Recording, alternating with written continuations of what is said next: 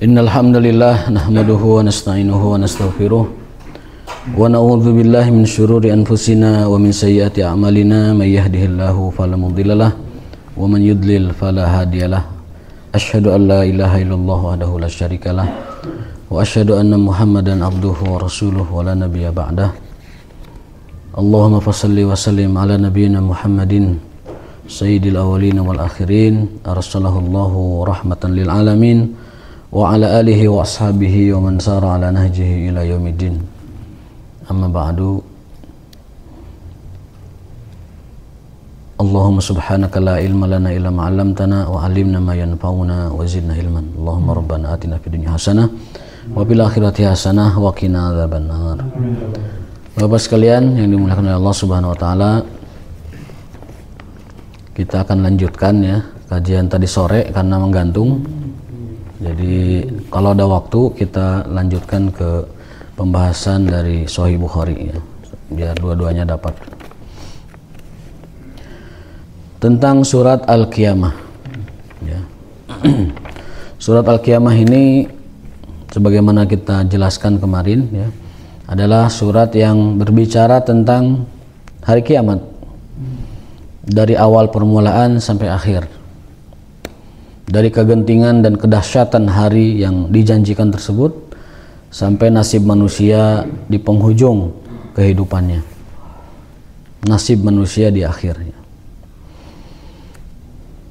Ada 5 poin kemarin yang kita catat. Yang pertama, bahwasanya banyak orang yang masih meragukan tentang hari kiamat, banyak orang yang masih meragukan tentang kehidupan akhirat ya. Sebagaimana kita jelaskan bahwa bahkan ada orang yang terus-terusan mempropagandakan dengan keyakinan dan pemahaman yang dia miliki, mengajarkan kepada manusia bahwa kehidupan akhirat itu tidak ada, karena manusia akan kembali ke Tuhan dan dia adalah unsur dari partikelnya Tuhan. Digembor-gemborkan terus sampai orang jadi ragu akhirat itu ada atau enggak gitu. Dan itu berdampak kepada amalnya keseharian, karena dia tidak meyakini ada hari pembalasan, tidak meyakini hari akhirat, padahal itu adalah rukun iman yang kelima, yang mana kalau dia tidak meyakini alam akhirat, dia kafir karena telah membatalkan 1 dari 6 rukun iman. Maka dia kafir. Kalau dia tidak percaya ke akhirat, dia kafir, harus bersyahadat lagi, masuk lagi ke dalam Islam. Efek kepada perbuatannya adalah dia tidak takut kepada Allah karena tidak ada hari pembalasan dan hidup sesuka dia. Nauzubillah ya. Kita berlindung kepada Allah agar jangan sampai diri kita dan anak keturunan kita diracuni oleh pemikiran-pemikiran Islam liberal yang merusak ya, dan membuat syukuk atau syubhat pada pemahaman agama seseorang. Lalu poin kedua, kemarin kita berbicara bahwa Allah Subhanahu wa taala sangat mampu untuk mengembalikan kehidupan setelah kematiannya. Kata Allah taala, ayahsabul insan allan najma' idhamah, ayahsabul insan ayyutraka suda, dan seterusnya. Bahwasanya Allah taala telah mengadakan, menciptakan manusia dari yang sebelumnya tidak ada.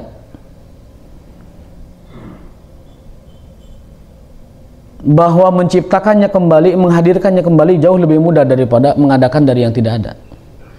Jadi Allah Maha Kuasa menghadirkan, mengadakan, menciptakan manusia dari yang sebelumnya tidak ada sama sekali.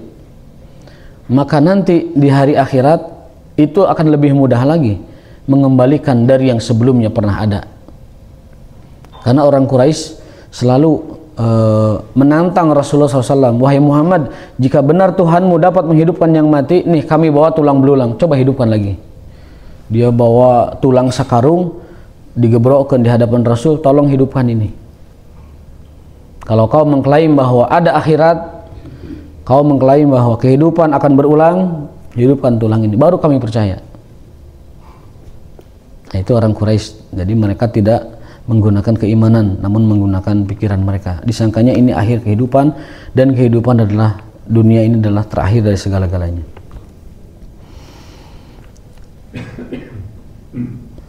Fahadhil ayat tahmilul insana ala tafakkur bi fil ba'si wal hisab wal hadar minhuma.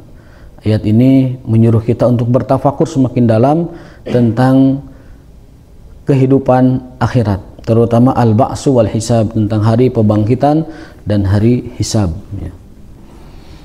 Lalu tema berikutnya adalah Allah menciptakan tentang proses kejadian manusia. Berawal dari nutfah yang ditumpahkan, alam yakun nutfatan min mani yumna. Tidakkah kamu perhatikan bagaimana nutfah manusia itu yumna, ya, disemburkan begitu pada sel telur. Summa kana alaqatan fa khalaqa fasawwa. Lalu Allah sempurnakan dia menjadi segumpal darah, kemudian segumpal daging, dan akhirnya disempurnakan menjadi manusia. Allah jadikan faja'ala minhu zawjaini dzakara wal unsa, laki-laki dan perempuan. Lalu Allah di akhir ayat bertanya, tapi pertanyaan ini bukan pertanyaan untuk dijawab, namun untuk direnungkan. Alaysa dzalika biqadirin ala ayyuhiyal mauta. Tidakkah dia yang maha kuasa menghadirkan manusia tanpa pendahuluan untuk menghadirkan kembali manusia setelah kematiannya? Itu kurang lebih yang kita bahas di sore kemarin. Kita lanjutkan sekarang ke pembahasan tentang apa faidah dan buah yang dapat kita petik dari surat Al-Qiyamah. Pertama, qata'at hadhil ayatul mubarakah kulla udrin lil insan fi adami qabulil haq. Dengan surat Al-Qiyamah ini maka dijelaskan bahwa manusia sebenarnya sudah tidak punya lagi alasan untuk menolak kebenaran. Dia diberikan akal pikiran untuk membaca sesuatu yang dapat diindra. Lalu Allah memberikan basirah, mata hati, mata batin, basirah. Sebagaimana dalam Al-Qiyamah, balil insan ala nafsihi basirah. Manusia itu punya basirah, punya mata hati, punya mata batin.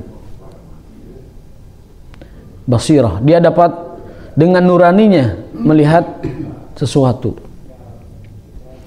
Kemudian Allah bekali manusia dengan hati, al-qalb, nurani, perasaan. Lalu kemudian manusia dibekali dengan agama sebagai aturan. Jadi sekali lagi, manusia tidak memiliki alasan lagi untuk menolak kebenaran. Allah bekali dengan apa tadi? Akal pikiran. Tidak cukup di situ, Allah bekali dengan nurani dan mata batin, basirah, mata hati. Tidak cukup sampai di situ, Allah berikan apa tadi? Hati dan nurani. Tidak cukup sampai di situ, Allah berikan agama dan ajaran-ajarannya. Allah berikan Quran, Allah berikan tuntunan dari hadis Rasulullah SAW. Jadi sekali lagi, surat ini menunjukkan bahwa manusia tidak punya lagi alasan untuk menolak kebenaran dengan cara apapun. Mungkin dalil tidak mempan, hatinya bisa bicara. Mungkin hati tidak mempan, akalnya minimal bisa berpikir. Mungkin akal tidak bisa, tapi basirahnya bisa meraba dan menerima kebenaran. Balil insanu ala nafsihi basirah walau alqa ma'adhirah. Ini walau alqa ma'adhirah, meskipun dia banyak alasan. Ma'adhir jamak dari uzur. Ma'adhiratun, ma'adhiratani, ma'adhir. Manusia itu adalah makhluk yang paling banyak punya alasan. Manusia adalah makhluk Allah yang paling banyak punya alasan. Disuruh talabul ilmi, tunduh. Di bumi wae mirengkeun ngupingkeun ceramah tina radio. Atuh berkahna beda duduk di radio jeung duduk di majelis di masjid. Adi nu TV wae ustadna kondang. Betul, mungkin dia bisa dapat di TV, tapi berkahnya tidak dapat. Duduk di masjid, hadir di majelis. Kan kata Rasulullah SAW dalam hadisnya, tidaklah suatu kaum berkumpul di satu majelis mengkaji ilmu illa nazalat alaihimus sakinah, kecuali Allah akan turunkan sakinah, ketentraman. Wa ghasyiyatuhumur rahmah, diliputi oleh rahmat Allah Subhanahu wa taala. wa hafathumul malaikah, lalu diliputi oleh malaikat yang berjuta-juta beribu-ribu mendoakan kita. Wa dzakarahumullah fi man indah, dan Allah mencatat nama-nama kita khusus pada catatannya, dibangga-banggakan di penduduk langit. Fulan bin fulan talabul ilmi, fulan bin fulan talabul ilmi. Itu yang Rasul janjikan kepada orang yang mau duduk bermajelis ilmu. Berbeda dengan orang yang bermajelis radio, bermajelis TV, apalagi bermajelis YouTube. Wah, tambah kawar teman. Jamaah YouTubiah, imamuhum YouTube. Nanti siapa nanti yang bersaksi di hadapan Allah bahwa dia talabul ilmi? Apakah YouTube-nya akan bersaksi? Ini jadi talabul ilmi itu adalah duduk bermajelis, menempa kesabaran, menempa ketawaduan. Mungkin yang menyampaikan jauh levelnya dari yang mendengarkan, bisa terjadi dalam segala urusan, baik strata sosial maupun dari ilmunya.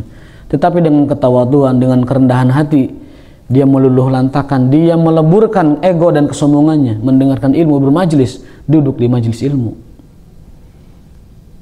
Makanya Rasulullah sampai membujuk kita kaum muslimin, ta'alau ila raudatin min riyadil jannah, halumu ta'alau, marilah kemari, idza ra'aitum raudatan min riyadil jannah farta'u, jika kalian mendapati ada taman-taman surga, maka mampirlah.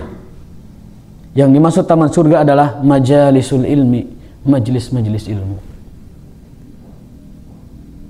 Mudah-mudahan dengan kita duduk bermajelis, terus mempelajari agama Allah, yang dimaksud adalah pemahaman, maka kita diberikan berbagai kemudahan untuk menjalani kehidupan dengan baik.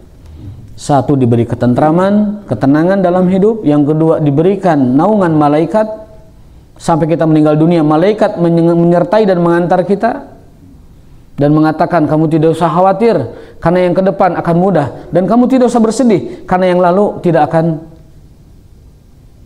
dikecewakan oleh Allah SWT.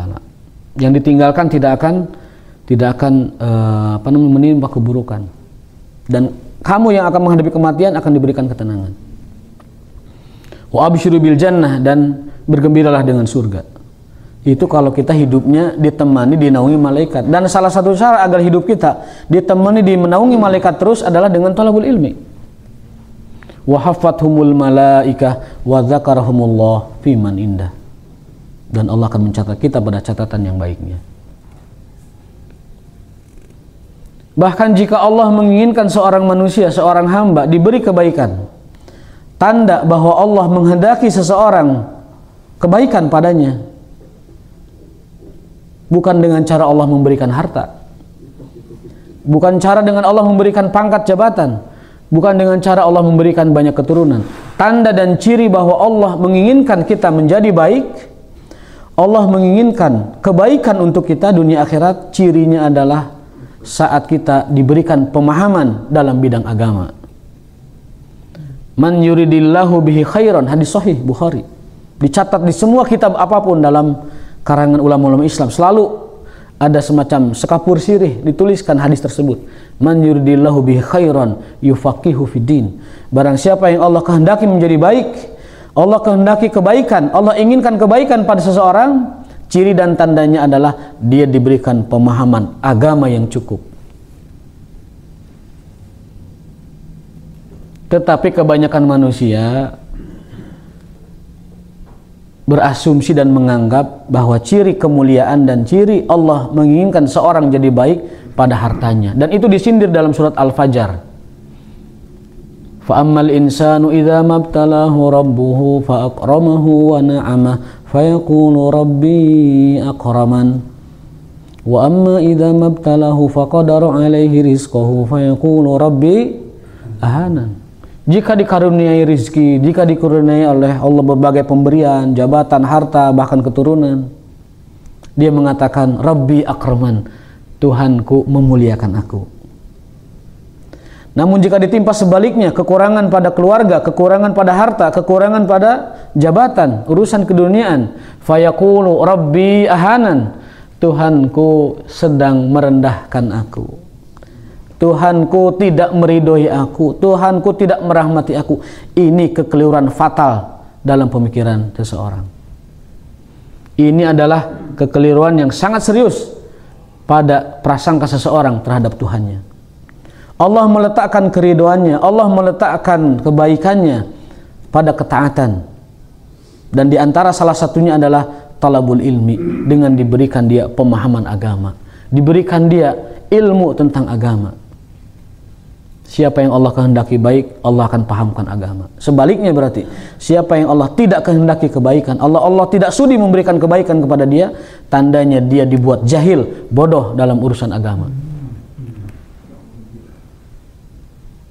Sekali lagi, tanda kemuliaan bukan pada materi, tanda kemuliaan adalah pada ketaatan. Dan diantara tanda ketaatan itu adalah orang senantiasa mengkaji dan mendalami ilmu agamanya. Talabul ilmi faridah, mencari ilmu adalah sebuah faridah, kefarduan yang tidak boleh diabaikan begitu saja. Poin pertama, Allah menjelaskan bahwa manusia tidak memiliki hujah apapun. Al-insan hujjatun ala nafsih. Bahkan dirinya sendiri, manusia itu adalah argumen dan hujah buat dia yang akan melawannya. Tadi kita katakan Allah sudah kasih akal pikiran, sudah kasih nurani, sudah kasih mata batin, basirah tadi. Allah sudah kasih firasat, Allah sudah kasih hati, Allah kasih ajaran agama. Bahkan Allah kasih dirinya sendiri, badan ini. Kelak badan kita akan menghujat diri kita. Kelak badan kita akan menghujat diri kita sendiri. Al-insanu hujjatun ala nafsi. Manusia nanti akan dihujat oleh dirinya sendiri. Wal iyazubillah. Wal mar'u a'lam bi uyubi nafsihi. Dan manusia harus selalu menyadari tentang aib, kekurangan dirinya sendiri.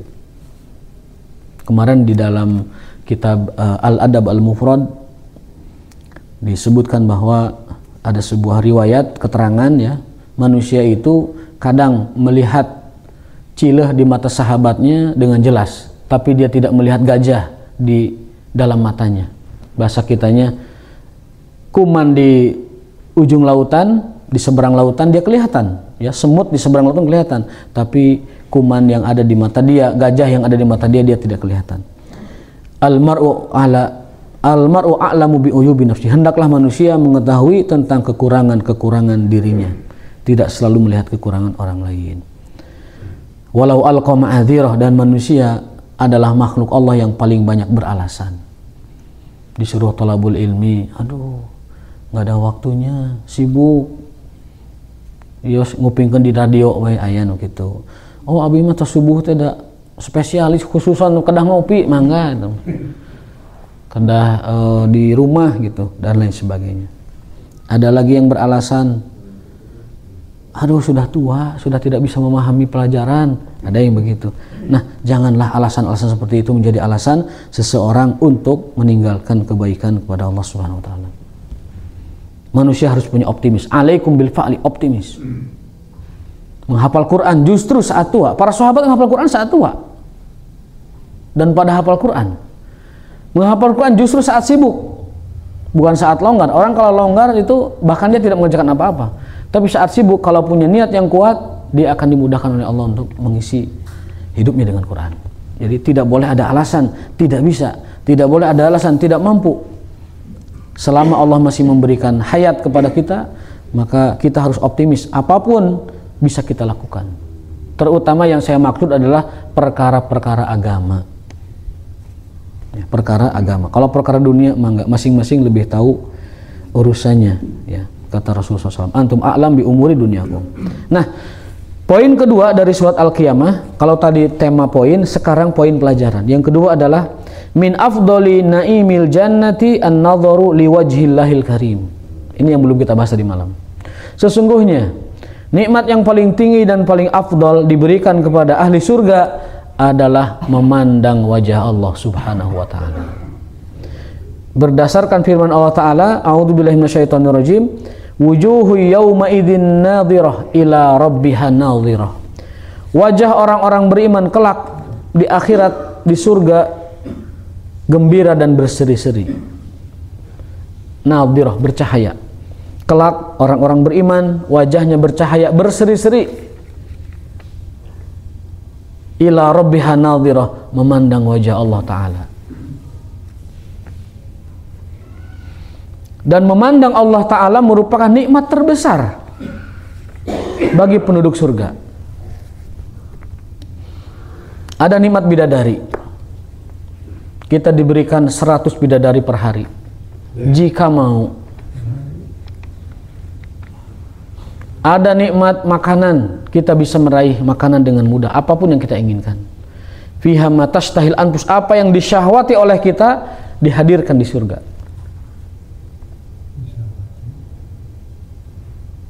Di sana ada pemandangan yang menakjubkan, dengan sungai-sungai mengalir, dengan pepohonan-pepohonan yang rindang, taman-taman surga, dipan-dipan yang bertahtakan emas dan berlian, istana-istana megah. Luasnya surga seluas langit dan bumi, tidak ada orang kekurangan kapling. Surga adalah negeri yang kita impi-impikan, negeri yang kita cita-citakan dan kita khayal-khayalkan. Tetapi dari seluruh kenikmatan surga itu, termasuk di dalamnya nongkrong itu nikmat surga itu. Ikhwanan ala sururim mutaqabilin. Ahli surga saling berkumpul berhadap-hadapan, ngobrol, mutaqabilin. Ikhwanan, mereka bersaudara, sudah tidak ada lagi iri dengki, sombong dan segala macam sifat buruk di surga itu dibuang, dibersihkan. Sehingga tidak ada orang yang iri dengan pemberian Allah pada orang lain. Itu hebatnya surga. Nikmatnya surga itu orang sudah tidak punya lagi iri dengki, orang sudah tidak punya lagi apapun dalam hatinya dari penyakit-penyakit hati, dibersihkan oleh Allah Subhanahu wa taala. Perkataan mereka hanya salamun, salamun, salam. Dan subhanallah serta alhamdulillah. Dari semua nikmat Allah itu yang paling tingginya adalah kita kelak diizinkan oleh Allah Ta'ala untuk menatap dirinya. Al-nadharu ila wajhillahil karim. Kita diberikan keistimewaan untuk memandang dan menatap Allah Ta'ala yang maha indah. Innallaha jamil, Allah itu maha indah dan menyukai keindahan.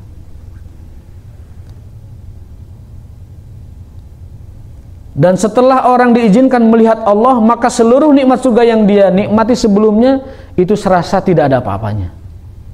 Nikmat surga yang begitu hebat, begitu besar, begitu melimpah, tetapi saat melihat Allah itu semua tidak ada bandingnya. Jadi kenikmatan terbesar adalah memandang Allah Ta'ala. Kenikmatan kedua terbesar adalah berjumpa dengan kekasih kita Rasulullah SAW. Dan kenikmatan ketiga yang terbesar adalah berkumpul dengan sanak saudara kita, keluarga kita kumpul kembali. Itu 3 kenikmatan surga terbesar yang Allah berikan kepada ahli surga. Berjumpa dengan Allah, berjumpa dengan Rasulullah, dikumpulkan dengan keluarga kita kembali. Itu semua mengalahkan seluruh nikmat surga yang ada disediakan oleh Allah Ta'ala di alam sana. Mudah-mudahan kita termasuk orang-orang yang memiliki keistimewaan diberikan oleh Allah Ta'ala sebagian dalam surah Al-Quran, lilladzina ahsanul husna wa ziyadah. Bagi orang yang berbuat ihsan, Allah sediakan surga dan kenikmatan memandang wajahnya.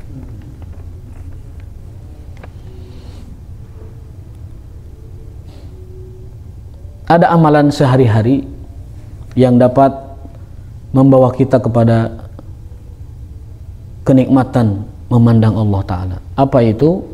Menjaga sholat subuh dan sholat asar. Dalam sebuah hadis Rasul bersabda, "Satarawna rabbakum kama tarawnal badra fi tamami." Sungguh kalian akan melihat Tuhan kalian seperti kalian melihat purnama itu. Jadi Rasul keluar masjid ngajak sahabatnya menatap bulan purnama. Lihat purnama itu. Bersih, indah, bercahaya tanpa terhalang awan. Lalu Nabi bersabda, kalian akan melihat Tuhan kalian seperti itu. Jelas. Bukan rupanya Allah seperti bulan, bukan. Maksudnya jelasnya itu sejelas purnama terlihat. Kemudian di akhir hadis beliau bersabda, fa in istata'tum an tusallu indal fajr atau kama sallam awal asar faf'alu. Jika kalian sanggup menjaga salat subuh dan salat asar, lakukanlah.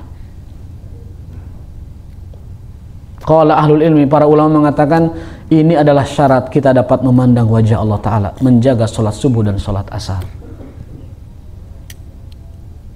Kalau kita tarik kesimpulannya dari hadis tersebut, kita diberi kesempatan memandang Allah manakala kita menjaga subuh dan asar. Maka tolong untuk subuh dan asar sebaiknya, afdolnya lakukan di masjid. Kalau dikatakan bahwa Allah itu lebih dekat dari urat leher kita, yang dimaksud dengan Allah lebih dekat dari urat leher kita adalah bahwa ilmu Allah meliputi segala-galanya. Ilmu Allah, kebersamaan Allah, ma'iyatullah, dan ilmu Allah meliputi segala sesuatu di alam semesta ini. Dan yang ada di urat leher kita adalah malaikat pencatat amal perbuatan kita. Malaikat. Mengapa? Di dalam tafsir Al-Quran kita belajar, jika Allah menggunakan redaksi nahnu atau inna, itu maknanya adalah Allah melibatkan malaikat. Ayat tersebut redaksinya adalah wa nahnu aqrabu ilaihi min hablil warid, dan sungguh kami adalah lebih dekat daripada ulat leher manusia. Ayat itu didahului oleh ayat sebelumnya, ma yalfidu min qaulin illa ladaihi raqibun atid. Tidak ada yang diucapkan oleh manusia kecuali dicatat oleh raqib dan atid. Baru setelah itu ayat berikutnya, dan kami lebih mengetahui apa yang dikerjakan oleh manusia lebih dekat dari ulat lehernya. Itu artinya yang ada di urat nadi kita itu malaikat pencatat. Lalu Allahnya di mana? Allah itu istiwa di atas arsy. Ada 7 ayat menerangkan, menegaskan bahwa Allah itu istiwa di atas arsy. Ar-Rahmanu 'alal arsy istawa. Allah istiwa di atas arsy-Nya. Namun dalam memahami istiwa, kita memahami sebagaimana bacaannya. Tidak boleh diartikan yang lain-lain, tidak boleh diartikan bersemayam, tidak boleh diartikan duduk, tidak boleh diartikan menginjak, tidak boleh diartikan menempel, tidak. Cukup dipahami sebagaimana bacaannya. 120.000 sahabat Nabi yang paham bahasa Arab fusha, yang memahami Quran diturunkan, tidak ada satu orang pun bertanya kepada beliau ma huwa al-arsy wa ma ma'nal istiwa. Tidak ada. Artinya makna dari istiwa adalah sebagaimana ia dibaca. Imam Ahmad pernah ditanya, wahai Tuan, ma makna istiwa? Qala al-Imam Ahmad, tafsiruha qiraatuha. Makna dari istiwa adalah sebagaimana kau baca, itulah istiwa. Orang-orang beriman memahami ayat seperti ini, yaquluna amanna bihi kullun min indi rabbina. Kami beriman apa yang datang dari Tuhan kami, apapun itu. Ciri orang berilmu, dia beriman dan menerima apa yang datang dari Tuhan mereka. Tetapi orang-orang yang syubhat, orang-orang yang penuh keraguan, dia akan zaig, bimbang dalam memahami apa yang datang dari Allah Subhanahu wa ta'ala. Itu pengertian dari hablul warid atau urat nadi, bahwa Allah istiwa di atas arsy dan ilmunya serta pengetahuannya meliputi seluruh apa yang ada di alam semesta ini. Ma'iyatullah, kebersamaan Allah itu adalah kebersamaan maknawi. Seperti kita berkata, aku berjalan bersama matahari. Itu artinya matahari bukan ada nempel di kita. Maksudnya adalah kita berjalan dan matahari selalu menyinari kita. Dalam bahasa Arab begitu. Misalkan, dhahabtu wal fajra, au nimtu ma'al qamari. Aku tidur bersama bulan. Artinya bulan itu selalu menyinari dengan cahaya rembulannya. Aku berjalan bersama matahari, itu artinya matahari selalu menyinari kita. Jadi ma'iyatullah, kebersamaan Allah, yang dimaksud adalah kebersamaan ilmu dan pengetahuannya, bukan kebersamaan zatnya. ilmu dan pengetahuannya. Bersamanya Allah dalam diri kita, ilmuhu wa ihatatuhu, wallahu muhitum bikulli syai', wallahu alimun bikulli syai'. Tetapi dirinya, sebagaimana menjelaskan Al-Quranul Karim, yastawi alal arsh, ar-rahmanu alal arsh istawa. Dialah ar-rahman yang beristiwa di atas arsy. Di atas bukan menempel, di atas bukan bertinggal, di atas bukan berdomisili, tetapi di atas adalah di atas. Fauqiyah, uluwiyah. Namun sayang ya, ada orang yang memahami itu dengan berbagai versinya. Ada 5 aliran akidah memahami ini. Saya tidak akan jelaskan terlalu rinci. Bahkan ada yang sampai mempraktekkan begini istiwanya. Nah itu, yang sesatu begitu. Istiwa itu bersemayam, istiwa itu duduk, dan begini duduknya. Nah itu yang masalah. Allah itu turunnya begini. Nah itu. Seperti Allah turun di Bukit Tursina. Jangan dicontohkan turunnya. Hanya Allah yang tahu. Allah turun di Bukit Tursina berbicara dengan Musa. Karena di dunia ini yang bisa bicara dengan Allah hanya 2 orang. Yang bergelar kalimullah itu Musa dan Nabi Muhammad. Wa kallamallahu Musa taklima, dan Allah berbicara langsung dengan Nabi Musa alaihissalam. Dan Allah berbicara langsung dengan Nabi Muhammad SAW ketika Isra Mi'raj. Hanya 2 nabi yang bergelar kalimullah, yang dapat bicara langsung, komunikasi dengan Allah. Lalu diartikan kemana-mana. Nabi Musa itu berbicara dengan Allahnya bukan berbicara dengan saut, bukan berbicara dengan kalimat, bukan berbicara dengan huruf, bukan berbicara dengan kata, tapi itu adalah semacam getaran antara Tuhan dengan hambanya. Tambah liar deh. Padahal taklima dan kalama dalam bahasa Arab tidak butuh diartikan macam-macam. Berbicara adalah berbicara, dan itu mukjizatnya Nabi Musa justru. Itu keistimewaan Nabi Musa. Kalau bicara Allah diartikan hanya getaran dan frekuensi, lantas mukjizatnya di mana? Maka mengartikan wa kallamallahu Musa taklima mesti diartikan yang sebenar-benarnya taklima. Allah berkalam dengan Musa alaihissalam, Allah berkalam dengan Nabi Muhammad alaihissalam ketika Isra Mi'raj. Dengan Nabi Musa di Bukit Tursina, dengan Nabi Muhammad dengan kisah Isra Mi'raj yang kita kenal. Allah berbicara langsung dengan Nabi Muhammad, dan Allah berbicara langsung dengan Nabi Musa alaihissalam. Wa kallamallahu Musa taklima. Lalu diartikan bicaranya dengan cara tertentu. Itu sangat mengurangi makna dari itu, ya. Mengurangi makna dari kemukjizatan Musa alaihissalam. Kalau istiwa dalam kalimat khatul istiwa beda itu. Khatul istiwa, nah, kalau istiwa itu garis lurus. Kalau di dalam geografi itu khatul istiwa, jadi garis yang membentang lurus bumi 2 bagian, selatan dan utara. Itu dari bahasa Arab. Khatul istiwa dari bahasa Arab, khatul istiwa. Khat itu garis, khat istiwa lurus, garis lurus membentang. Khatul istiwa. Banyak nama-nama Indonesia itu dari bahasa Arab, khatul istiwa. Kemudian banyaklah, sering kita contohkan itu ya. Jadi sekali lagi poin kedua ini adalah nikmat, afdal nikmat di surga adalah nikmat an-nazar li wajhillahil karim, memandang Allah Subhanahu wa taala. Nah, seluruh jumhur, seluruh mazhab akidah dalam ahli sunnah wal jamaah sepakat bahwa kelak nanti di akhirat orang yang masuk surga dapat melihat Allah. Itu kesepakatan seluruh mazhab ahli sunnah wal jamaah.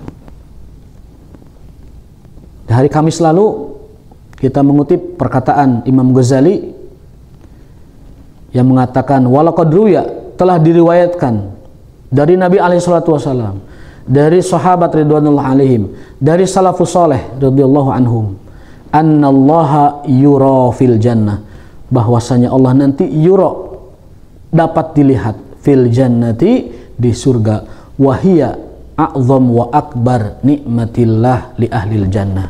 Kemarin kita belajar itu Minhajul Abidin.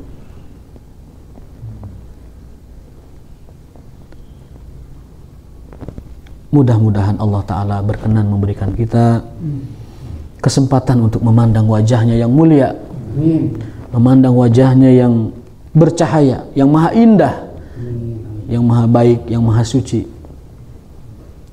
Razaqakallah ru'yatahu fil jannah. Amin ya rabbal alamin. Poin ketiga dari surat Al-Qiyamah adalah dawamul muhasabah. At-tariq ila dawamil istiqamah. La uqsimu biyaumil qiyamah wa la uqsimu bin nafsi lawamah. Sifat jiwa itu selalu melanggar. Inna nafsa la ammaratun bisu. Sesungguhnya jiwa itu selalu melanggar, inginnya tuh melenceng gitu. Kalau ada lampu merah, inginnya tuh nyebrang. Kalau ada pagar, inginnya loncat. Kalau ada aturan, inginnya melanggar. Itu jiwa manusia. Setiap ada aturan, selalu ada syahwat untuk melanggarnya. Sesuai dengan ayatnya, inna nafs la ammaratun bisu. Sungguhnya jiwa manusia ammarah, selalu membawa, selalu cenderung bisu dengan keburukan. Yang kedua, nafsul lawamah. Tadi nafsul ammarah, yang kedua nafsul lawamah. La uqsimu biyaumil qiyamah wa la uqsimu bin nafsil lawamah. Manusia itu jiwanya selalu lawamah. Lawamah itu mengumpat ataupun tidak menerima apa yang terjadi. Bahasa Sunda nama muruku senu, jamadud, muruku senu, murang maring. Itu jiwa manusia, lawamah. Nah kieu, nah kieu, nah kieu, nah kieu, bukan kieu, nah kieu, nah kieu. Padahal perbuatan Allah tidak bisa ditanyakan. La yus'alu amma yaf'al wa hum yus'alun. Allah itu tidak bisa dipertanyakan perbuatannya. Allah tidak bisa dikumah-kumahkan. Kumaha Allah teh bagaimana? Oh, tidak bisa. La yus'alu amma yaf'al. Allah tidak bisa ditanyai tentang perbuatannya. Wa hum yus'alun, manusialah yang akan dipertanyakan, dihisab, dimintai pertanggungjawaban amma kanu ya'malun, dari perbuatan-perbuatannya. Dan setiap manusia mesti mengetahui bahwa kedudukan dia di dekat Tuhannya hamba dengan majikan. Ya. Kedudukan manusia dengan Tuhannya harus disadari. Hamba dengan majikan. Ayah hamba anu protes ka majikana, Tuhan, kunaon daharna ieu? Waduh. Bukan dipecat, dijual murah. Sok ieu budak saya nih, tidak tahu sopan santun, sok beli berapapun harganya saya kasihkan. Diobral sok. Sadina 2 dinar pek cokot. Saya belinya 1000 dinar loh. Ambil aja. Misalkan begitu. Sekali lagi, kedudukan kita dengan Allah mesti terus disadari. Kita ini hamba dan Allah majikan. Kita ini budak dan Allah tuannya. Mesti terus disadari seperti itu. Karena kalau hamba itu ingkar pada majikan, betapa majikan sangat murka kepada kita. Al-Imam Qadi Iyad, Fudail bin Iyad radhiyallahu ta'ala anhu, ketika mengatakan tafsir dari inna lillahi wa inna ilaihi raji'un adalah bahwa kita milik Allah. Kita adalah budak dan hambanya Allah. Milik artinya budak, artinya hamba kepada Allah Subhanahu wa taala. Bayangkan kalau seorang budak keluar dari rumah majikannya, bekerja di rumah orang lain, balik-balik minta dahar. Atau pulang-pulang ingin diberi haknya, padahal dia mengabdi dan melayaninya orang lain. Tentu si majikan dan si tuan si budak tadi akan marah sekali. Kamu saya beli untuk berkhidmat kepada saya, kamu saya beli untuk melayani saya, kamu saya beli untuk bekerja di rumah saya, malah kamu bekerja sama orang lain. Itu sama dengan orang yang harusnya mentauhidkan Allah, beribadah kepada Allah, malah dia beriman dan mengabdi kepada yang lain. Nauzubillah, musyrik ya. Betapa kecewanya Allah ketika melihat hamba dan budaknya malah melayani sesembahan lain dan tidak menjadi hambanya, beribadah kepadanya. Nah, jadi yang ketiga ini dawamul muhasabah. Melakukan muhasabah, evaluasi terus menerus, itu adalah thoriq ilal istiqomah, jalan menuju istiqomah. Agar kita bisa istiqomah, kita mesti terus mengevaluasi apa yang telah kita capai. Kita punya wirdul yaumi, kita punya tujuan harian, misalkan 1 hari 1 juz. Kita punya tujuan tahun ini menghafalkan surat tertentu, tahun ini menjaga wirid subhanallah wa bihamdi baqiyatus sholihat misalkan 100 setiap hari. Tahun ini punya rencana, nah di muhasabah. Sudah ada di titik mana hidup kita? Kalau istilah Ibnu Mas'ud, qad sabaqtum sabqan. Kalian itu telah berjalan jauh. Kalian telah berjalan jauh. Maka perhatikan di setiap langkah kalian. Qad sabaqtum sabqan. Kalian telah berjalan jauh. Perhatikan. Kita telah berusia 70, 60, 50 dan lain sebagainya. Kita telah banyak menerima ilmu. Kita telah banyak menerima karunia dari Allah. Kita telah banyak mendapatkan keutamaan dari Allah, keistimewaan dari Allah yang tidak Allah berikan kepada orang lain. Sudah di titik mana kita melayani dan berkhidmat menghamba kepada Allah Subhanahu wa taala.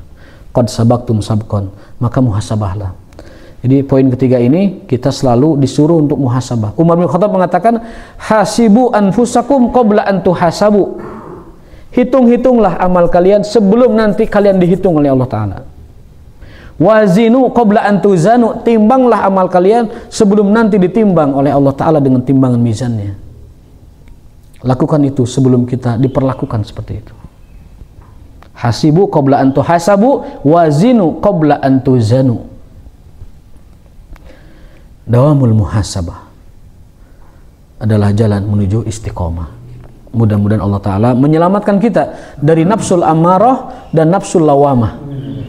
Nafsu yang terus mengajak kita, menyeret kita kepada keingkaran dan kemurkaan Allah Subhanahu wa Ta'ala. Illa man rahimah rabbuh, kecuali orang yang dikehendaki Allah terhindar dan terbebas dari nafsu-nafsu tersebut. Yang terakhir, mudah-mudahan ini jadi penutup. Yustahabu inda khatmi hadhihi surah al-mubarakah fi salati nafilah aw inda qiraatika fil mushafi an taqul subhanaka bala. Kata Ibnu Abbas radhiyallahu taala anhu, kalau kita membaca surat Qiyamah di dalam salat sunnah dan salat-salat lainnya atau membaca Quran di luar salat wajib, dianjurkan untuk membaca subhanaka fabala. Subhanaka fabala, artinya maha suci engkau benar adanya itu. Kan di akhir ayat di akhir surat Al-Qiyamah ada ayat alaysa dzalika biqadirin ala ayyuhyal mauta. Bukankah Allah maha sanggup, maha mampu untuk mengembalikan manusia kepada kehidupannya kembali? Nah, dianjurkan membaca subhanaka bala. Maha suci engkau, benar engkau bisa mengembalikannya. Bala.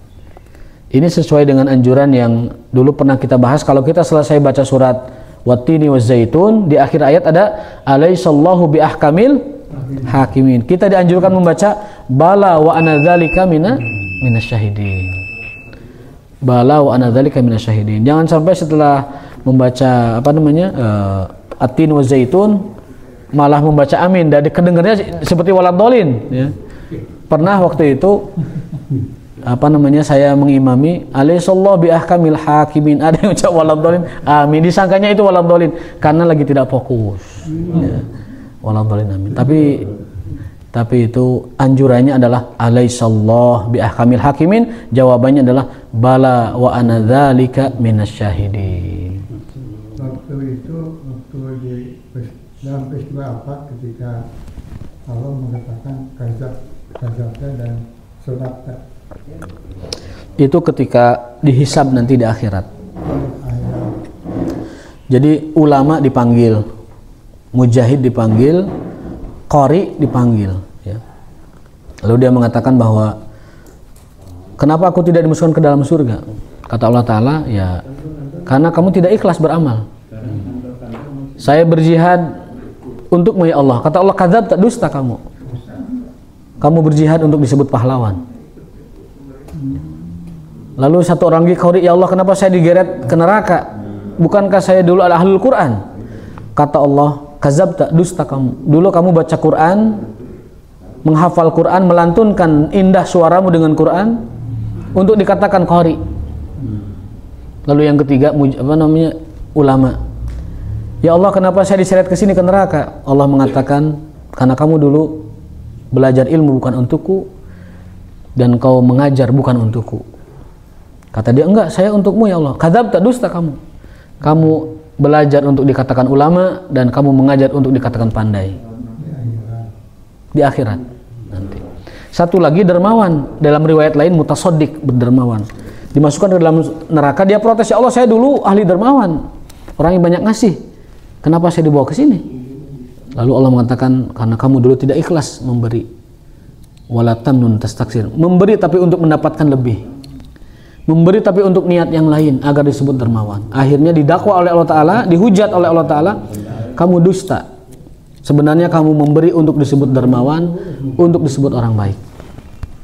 Mudah-mudahan Allah selamatkan kita dengan diberikan keikhlasan, diberikan ketulusan dalam beramal, karena itu adalah pondasi yang terdasar dari amalan kita. Hadanallahu wa iyyakum ajmain. Wallahu ta'ala alam bisawab, wa ta'ala bimuradihi, wa ma taufiquna illa billah. Subhanakallahumma wa bihamdika asyhadu an la ilaha illa ant astaghfiruka wa atubu ilaik. Mohon maaf atas kekurangannya. Wassalamualaikum warahmatullahi wabarakatuh.